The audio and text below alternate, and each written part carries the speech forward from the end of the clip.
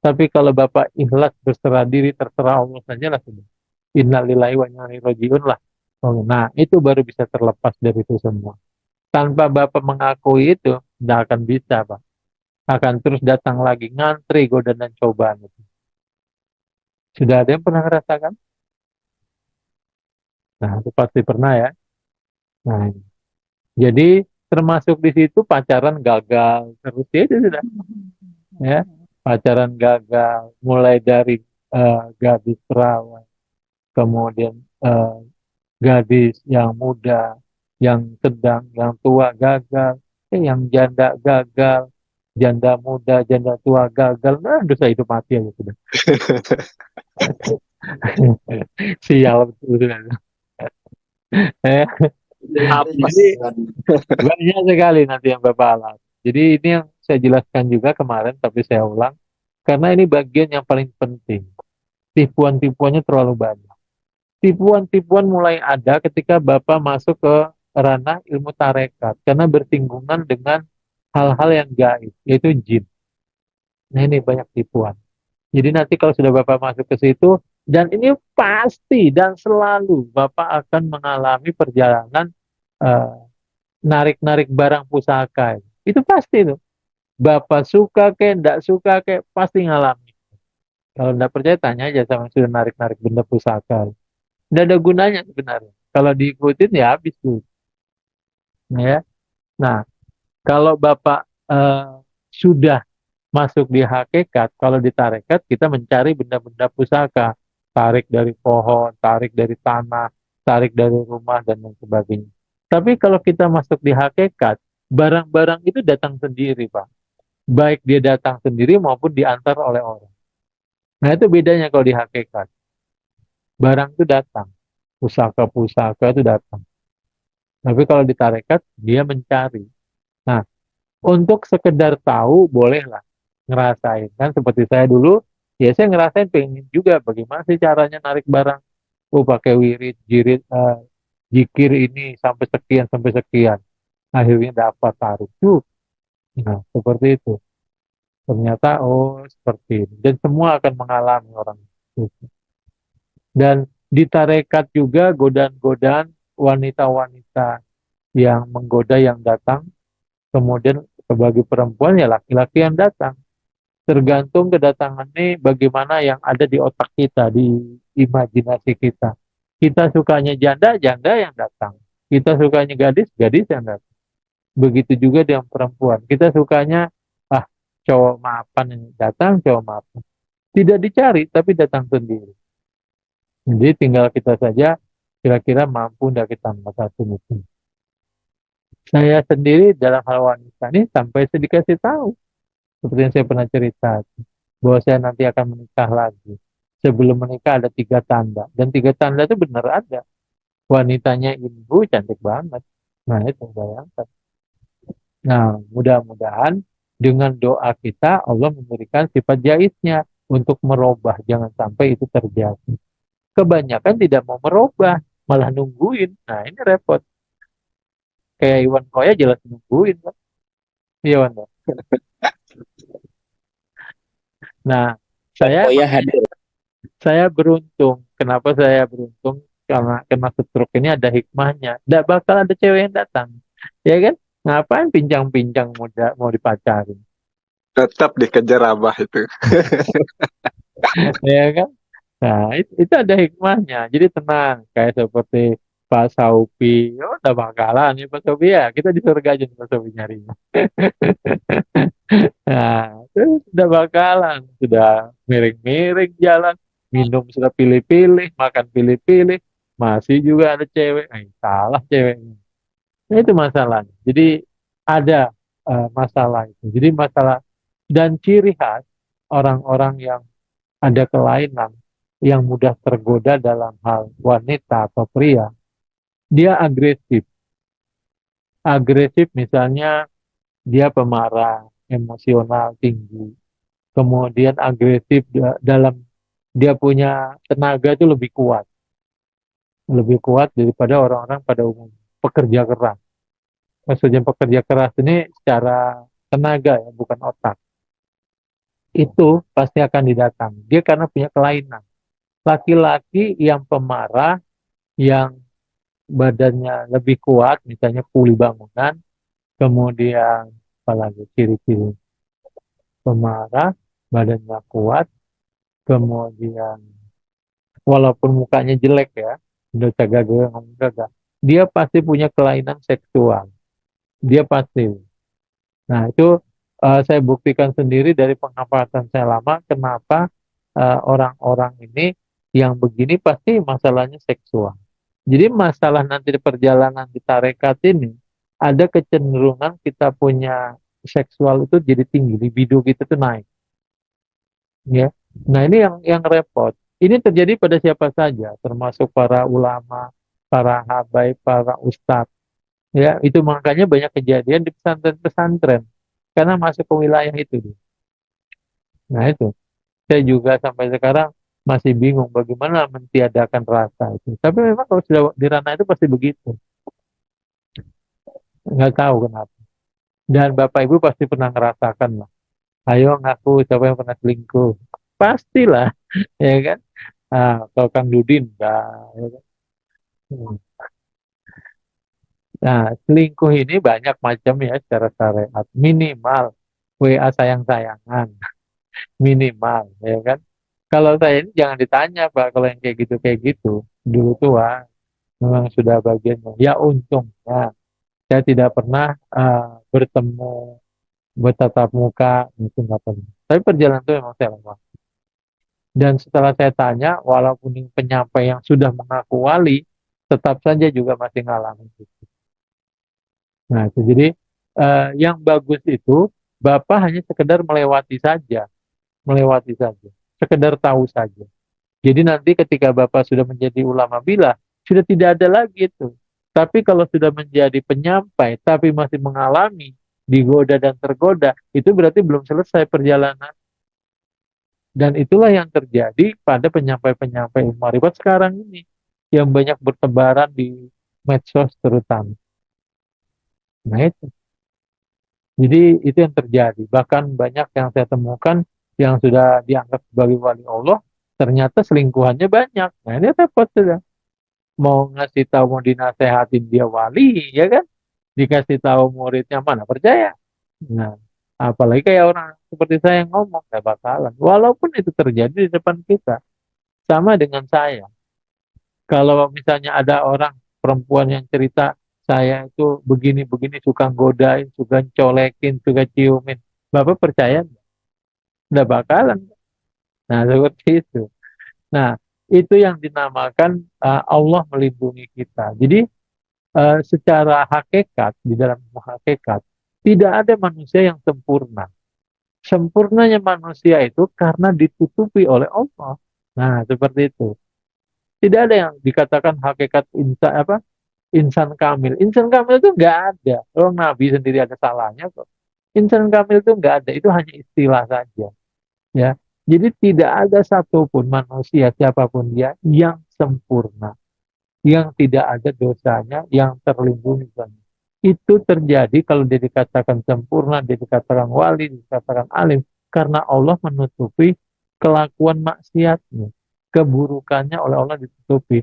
Kalau Allah buka semuanya, tidak ada satupun yang terlihat soleh dan terlihat alim. Tidak ada.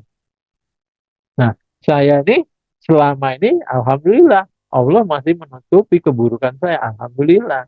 Nah, jangan sampai Allah mencabutnya. Kelihatan nanti keburukan saya. Seperti itu. Seperti apa aja.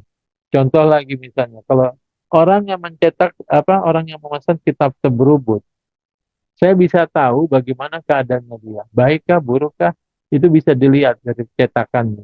Kalau mencetaknya mulus saja, berarti orangnya bagus. Tapi kalau sampai mesin rusak, atau sampai saya bacakan wirid, bacakan sholawat, nah itu orangnya kacau. Pasti sudah, nggak bisa. Enggak. Nah itu keanehan-keanehan. Nah, kemudian kita lihat orangnya seperti apa. Oh, ternyata ulama. Berarti Allah melindungi dia supaya tidak terlihat aibnya. Nah, kebetulan saya diperlihatkan melalui pencetakan kitab yang dia pesan. Seperti itu. Jadi ingat Bapak-Bapak Ibu pesan saya, Tidak ada manusia yang sempurna. Bapak terlihat baik, kita terlihat baik, ibu terlihat baik, itu karena Allah menutupi aib kita. Ingat itu. Paham ya? Paham kira-kira nih? Paham, Mbah. Nah, mudah-mudahan Mantap. bapak-bapak tidak mengalami hal seperti itu. Walaupun memang tidak bisa dihindari. Pasti ngalami. Sebagian para penyampai kalau saya tegur selalu mengatakan itu godaan dan cobaan yang menyenangkan katanya. Katanya. Dia masih bisa ngomong gitu karena Allah masih menutupi. Coba kalau lo buka, kira-kira apa? Nangis Tina juga. Tahu nangis Tina? Nangis Tina itu nangis keluar air mata berhari-hari. Nah, itu. Kemudian kalau Bapak sudah mengalami, ya kita lihat lagi gambar, kalau Bapak sudah melewati semua ujian dan cobaan itu, baru Bapak nanti akan kembali kepada tauhid. Prinsipnya begini, orang tidak akan ingat kepada Tuhannya kecuali dia mengalami satu penderitaan. Benar nggak? Ya kan? Nah, ketika Bapak menjalani godaan dan cobaan di dalam keempat ilmu dan keyakinan itu, pada akhirnya Bapak akan kembali kepada Allah. Nah, pada saat itulah Bapak akan mencapai kesempurnaan tauhid. Bapak akan membenarkan bahwa segala sesuatu ini memang harus kita kembalikan kepada Allah. Dalam Al-Quran dijelaskan bahwasanya hidupmu, matimu, amalmu itu untuk Allah karena Allah. Ya. Nah, seperti itu juga dengan dalam perjalanan. Setelah Bapak mengalami digembleng dengan kehancuran, dengan cobaan dan godaan yang banyak sekali, baru nanti Bapak akan merasakan, oh benar, segala sesuatunya itu dari Allah. Maka kita serahkan kembali kepada Allah. Disitulah nanti ketemunya kesempurnaan tauhid yang Bapak jalani. Nah, di sini banyak yang tertipu. Dia bukannya lari ke tauhid, tapi justru lari ke lain. Merasa dia mampu dan lain sebagainya. Nah ini, karena kalau kita tidak mencapai tauhid, tidak mencapai kesempurnaan tauhid ini, nanti yang timbul adanya kesombongan. Adanya kesombongan nanti. Saya ambil contoh saja, misalnya soal nasab saja. Kalau kita tidak bisa menahan diri bahwa keturunan kita dari raja, dari nabi, maka ujung-ujungnya kita membanggakan nasab jauh dari tauhid. Ceramahnya nasab terus. Saya keturunan nabi, saya juriatnya nabi. Itu aja terus yang diomongin. Jauh sekali dari tauhid. Nah, kemudian ada juga ustadz yang saya ketemu berkali-kali, tapi tidak pernah beda kalau dia ceramah. Yaitu ceramah tentang Dajjal. Dajjal itu begini, begini, begini, begini. Takut sekali sama Dajjal. Takut sekali sama Dajjal. Nah, padahal seharusnya takutnya sama Allah. Ketika kita tegur, saya tegur, Pak, harusnya takutnya dengan Allah. Kenapa ke Dajjal? Sedangkan belum tentu juga Dajjal itu ada, Bapak masih hidup. Nah, itu. Tapi tetap kayaknya dia seperti itu. Ada juga yang ustadz yang kalau ceramah cerita tentang kiamat aja. Tidak ada yang lain. Kiamat itu begini, begini, begini, dan begitu. Jauh dari tauhid. Jauh, jangankan tauhid, dari hakikat aja udah jauh. Nah, ini yang terjadi. Nah, kalau kita sudah mencapai tauhid ini, insya Allah, segala sesuatunya baik-baik saja. Bapak ditipu, tidak akan ada keluh kesah. Ya ikhlaskan saja. Bapak dibohongi, ikhlas saja. Diputus pacar sekali, ikhlas. Ya kan, introspeksi diri. Diputus dua kali, ikhlas. Ya kan. Putus sampai tiga kali, itu sudah mulai sudah. Nah, oke ya. Nah, kemudian yang berikutnya adalah adanya seleksi alam. Seleksi alam ini maksudnya Bapak apakah dipilih oleh Allah menjadi penyampai atau tidak. Kalau Bapak tidak menjadi penyampai, maka Bapak akan menyendiri. Bapak tidak akan dikenal oleh orang dan hanya dikenal oleh orang yang mungkin mau bertanya. Jadi Bapak tidak akan menyampaikan keilmuan yang Bapak miliki kecuali ada yang bertanya. Nah itu berbeda dengan dia yang dipilih oleh Allah menjadi penyampai. Orang nanyakan, tidak nanyakan, dia sampaikan. Diterimakan, tidak terimakan, dia sampaikan. Nah itu bedanya. Kebanyakan dari atas ke bawah ini 90% itu menjadi yang tidak jadi penyampai. Sisanya yang menjadi penyampai. Jadi memang sedikit sekali. Nah, dari bapak-bapak yang hadir di sini 94 belum ada, belum tentu ada 10 orang jadi penyampai nanti, yang terang-terangan. Tapi kalau menjadi penyampai untuk keluarga, untuk saudara di rumah, di kampung mungkin. Tapi untuk menjadi penyampaian terbuka belum tentu. Belum tentu ada. Jadi mungkin kalau ada 10 orang, alhamdulillah banyak sekali sudah, bagus sekali. Nah, kemudian dari situ nanti Bapak menjadi ulama. Terus bagaimana Pak kita bisa menjadi ulama bila? Menjadi ulama bila itu nanti Bapak akan menerima semacam amanah melalui ilham itu. Bapak dengan sendirinya itu tergerak untuk menyampaikan. Tergerak. Mulai Bapak ilmu Bapak separuh-separuh sampai akhirnya mendekati kesempurnaan. Misalnya begini, Bapak tadinya hanya menyampaikan sesuai dengan apa yang saya sampaikan. Tapi kalau Bapak nanti mendapat amanah untuk menyampaikan keilmuan ini, maka Allah akan menambah lagi keilmuan itu. Jadi apa yang Bapak dapat dari saya, itu Allah akan tambah lagi keilmuan. Yang mungkin lebih baik dan lebih banyak. Itu sudah janji Allah dalam sebuah firman Allah bahwasanya Allah akan memberi pengetahuan bagi orang-orang yang aku kehendaki lebih dari yang dia ketahui. Itu ada dalam hadis qudsi juga ada.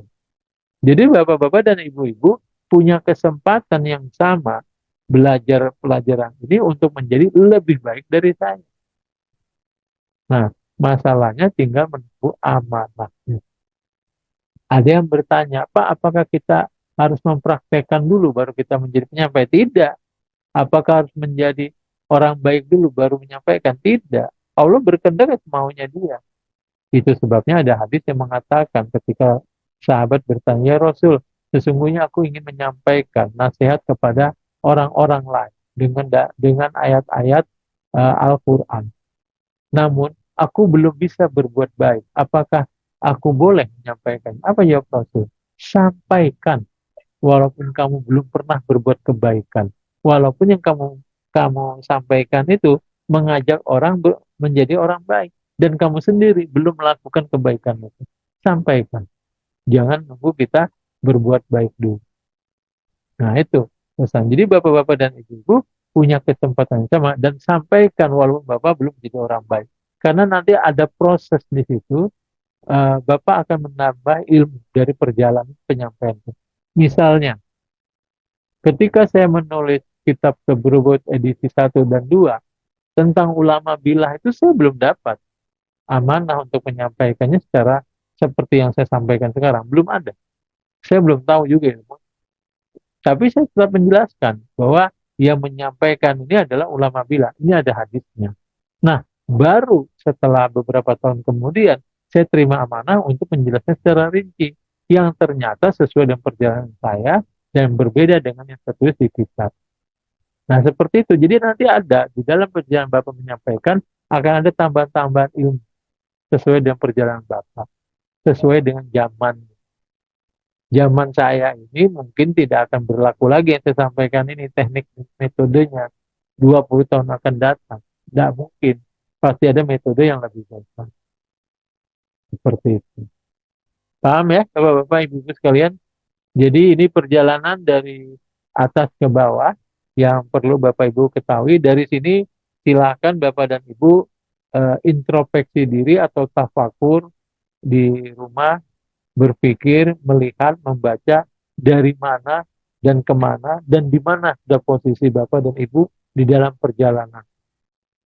Supaya kita punya kesiapan mental, supaya kita tahu tujuannya apa. Dan ingat, pencapaian kita menjadi ulama bilah itu bukan pencapaian yang utama. Yang utama itu adalah mencapai kesempurnaan tauhid. Menjadi penyampai itu bonus. Paham ya? Ya, paham ya? Jadi ingat, belajar ilmu marifat itu untuk mencapai kesempurnaan tauhid. Menjadi penyampai itu bonus. Kalau tidak menjadi penyampai, tidak masalah. Yang penting mencapai kesempurnaan tauhid. Paham Pak ya? Nah, oke. Silakan kalau ada yang bertanya. Mudah-mudahan pertanyaannya gampang-gampang. Sambil kita minum. Ayo minum dulu, Bapak, Ibu. Pak,